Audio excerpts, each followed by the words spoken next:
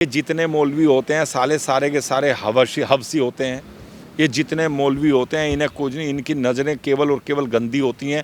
ये अपने उसमें मदरसों में लड़कों को भी नहीं छोड़ते हैं, साले लड़कियों को तो क्या छोड़ेंगे। तो एक चीज़ बताइए, जो घूसखोर पंडित जो आ रही है, इसको लेकर आपकी क्या राय है? देखिए, ये जो घूसखोर पंडित हमारे ही भारत में इस प्रकार की अगर फिल्में बनती हैं तो ये हमारे लिए बहुत शर्मनाक है। इस तरीके की जैसे यहाँ जो फिल्म बन रही है ये घूसखोर पंडित, ऐसे ही पाकिस्तान में अगर कोई घूसखोर मुल्ला बना देगा, सवाल घूसखोर मौलवी, घूसखोर इमाम बना देगा, यही तो हमारे यहाँ इस सेकुलरिज्म का कीड़ा घुसा हुआ है कि हिंदू धर्म को, और हिंदू धर्म में भी जो सर्वश्रेष्ठ जो ब्राह्मण हैं उन पर इस प्रकार की फिल्म सोचना भी अपराध होना चाहिए था। और जिसने ये फिल्म बनाई है और जो इसको दिखाना चाहते हैं, हमारे भारत के वो ब्राह्मण समाज कहाँ गए जो समाज की ठेकेदारी करते हैं। आज उन्हें सबको आगे आना चाहिए था और उन्हें आगे आके और इस पर जवाब देना चाहिए था। और जिन्होंने ये फिल्म बनाई है, ऐसी फिल्में आगे ना बने, उन्हें वहीं जा कर के उनका स्टूडियो भी तोड़ देना चाहिए था और उनकी मानसिकता को भी तोड़ देना चाहिए था और उन्हें इस तरीके से उनकी ठुकाई पिटाई कर देनी चाहिए थी कि आगे कोई भी ऐसी मानसिकता की फिल्म ही ना बने। लेकिन कारण ये है कि हिंदू में ये जो जितने भी ठेकेदार हैं ना, जातिगत जो ठेकेदार हैं, ये केवल और केवल उसमें जातिगत अपनी राजनीति का लाभ उठाते हैं और उन्हें किसी भी चीज़ से कोई मतलब नहीं है। और इसीलिए हमारे भारत में इस प्रकार की फिल्मों को बनाया जा रहा है। मैं देखूंगा इसको, इसका जो भी प्रोड्यूसर होगा या जो भी इसके जहां भी इसका कोई मामला होगा, हम उसको ठीक करने का काम करेंगे। ठीक करने का काम करेंगे? मतलब किस तरीके से ठीक करने का काम? हम आपको तो पता है, जो भी हमारे सनातन धर्म में कोई भी बात करेगा और हमारे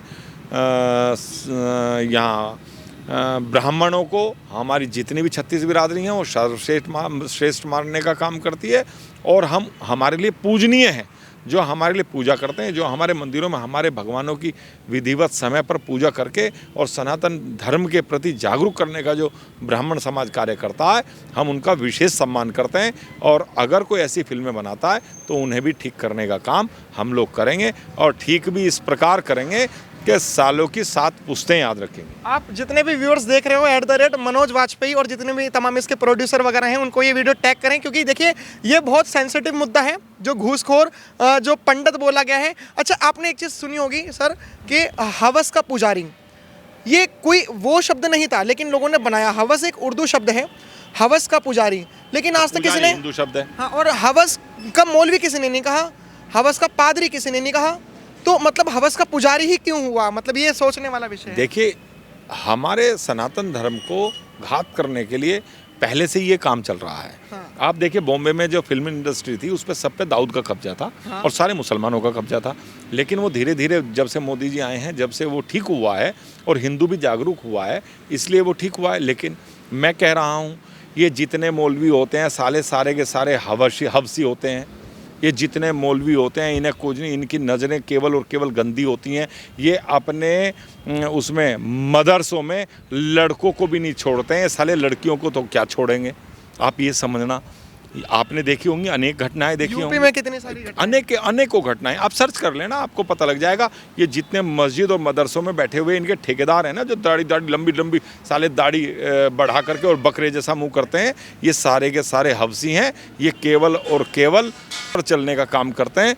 और आप लोगों ने इनके जितने भी ये इमाम होंगे, आप लोगों ने देखा होगा, इनको सुना भी होगा, ये महिलाओं को किस तरीके से कहते हैं, जहाँ भी मिले उसके साथ क्या करना चाहिए हैं, और हिंदू परिवारों के साथ कैसा व्यवहार करना चाहिए इनका। और केवल ये हवसी तो ये हैं, हवस तो ये, इनकी जितनी नज़रें हैं वो कितनी गंदी हैं वो ये जानते हैं। अभी हम एक वीडियो देख रहे थे, उसमें औरत को खेती बताया गया। हाँ, तो ये तो मैं बता ही रहा हूँ, ये तो इनके लिए औरत एक खेती है। और कहते हैं इस खेती को जितना ज़्यादा जोतोगे उतना अच्छा रहेगा। तो ये तो इनकी जिहादियों की और इनके इमामों की, मौलवियों की जितनी गंदी सोच है ना, इसकी तो भारत में कोई भी हिंदू कल्पना भी नहीं कर सकता। सर, आपको लगता है कि हवस का पुजारी होना सही, ये जो आ रही है नेटफ्लिक्स पे, सही है? ये इस तरह के शब्द सिर्फ और सिर्फ सनातन धर्म को नीचा दिखाने के लिए, अपमान करने के लिए है। कभी आज तक किसी सनातन धर्म के अलावा किसी मोमडन या क्रिश्चियन के लिए इस तरह का शब्द नहीं बोला। अगर बोला तो उसका तुरंत जवाब दिया। सनातन में कोई जवाब नहीं देता, इसीलिए इनके हौसले बुलंद है। जब इनका जवाब देना शुरू हो जाएगा, ये अपने आप बंद हो जाएंगे। सर, कश्मीर फाइल का तो बहुत पार्टी ने विरोध करा था। ये द केरला स्टोरी का बहुत लोगों ने विरोध करा था। अपोजिशन की बात कर रहा हूँ मैं। अब कोई विरोध नहीं कर रहा है। ये हरामखोर पंडित, ये जो घूसखोर पंडित जो बोला जा रहा है, करे भी नहीं। ये सिर्फ और सिर्फ आपस में ही लड़ने का काम करते हैं और उससे फालतू जहाँ इनको अपना फ़ायदा नज़र आता है वहीं बोलेंगे, उससे ज़्यादा कहीं नहीं बोलेंगे। असल में मुल्लाओं की सच्चाई बता दी जाती है ना, द कश्मीर फाइल्स में, द केरल स्टोरी में। इनमें इन कटमुल्लों की सच्चाई बताते हैं, और जब सच्चाई बताते हैं तो इन्हें सालों को जो है पीड़ा होती है। बस सच्चाई तो इनकी बतानी चाहिए ना। और जो नहीं है सनातन धर्म के प्रति, वो जो है षड्यंत्र करके उन्हें गलत बताने का काम जो शुरू से किया जा रहा है, अब इन्हें ठीक करने का काम अब हर हिंदू जाग रहा है, इन्हें ठीक कर रहा है, ठीक करें। आपने कहा कि हर हिंदू जाग रहा है। मैं माफ़ करूंगा कि मैं ये जो घूसखोर पंडित में मैं ये वाला शब्द यूज़ कर रहा हूँ।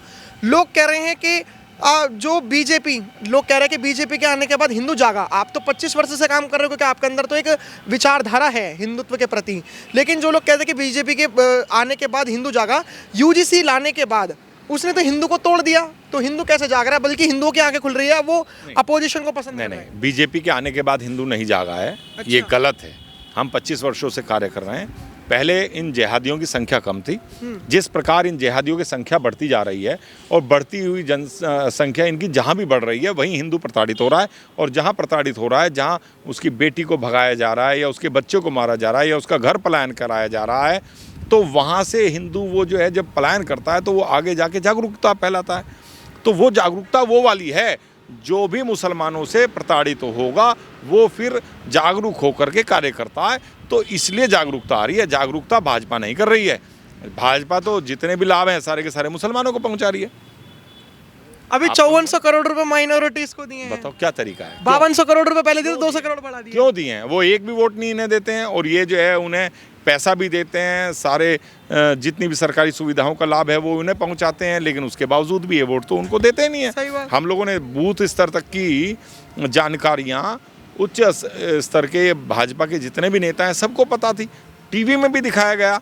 लेकिन इनके अंदर भी सेकुलरिज्म का कीड़ा है। भाजपा वालों के अंदर भी ये सोच रहे हैं कि किसी भी तरीके से ये मुल्ला हमें वोट दे दें, लेकिन इन्हें ये नहीं पता ये कटमुल्ला कभी भी आपको वोट दे ही नहीं सकता। सही बात। और इतनी सारी चीजें दे दी, इतनी सारी संपत्ति, मतलब 200 करोड़ रुपए यहाँ दे दिए। और ये तमाम तो आप ये देखिए, अगर योगी जी ना हो, हेमंत विश्व शर्मा जी ना हो, और पुष्कर सिंह धामी जी जैसे मुख्यमंत्री ना हो, तो ये भाजपा वाले तो सब कुछ दे देंगे, इसे भारत को भी दे देंगे एक दिन। सर, आप वैसे बहुत अनुभवी आदमी हो। मैं आखिरी सवाल लेना चाहूँगा आपसे, और बहुत दिल से, ये नहीं क्योंकि आप बीजेपी के तो हो नहीं।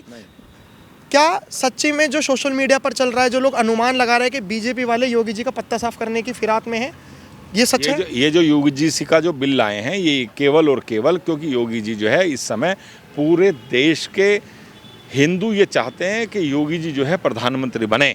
लेकिन भाजपा के अंदर की जो कलह है, जो आप मीडिया के माध्यम से जो उजागर होती रहती है, उन लोगों को ये पता है कि योगी जी अब प्रधानमंत्री पद के दावेदार होते जा रहे हैं, वो ताकतवर होते जा रहे हैं। उन्हें समाप्त करने के लिए ही ये यूजीसी का बिल लाए हैं, और यूजीसी का बिल आने पर अब उत्तर प्रदेश में चुनाव है।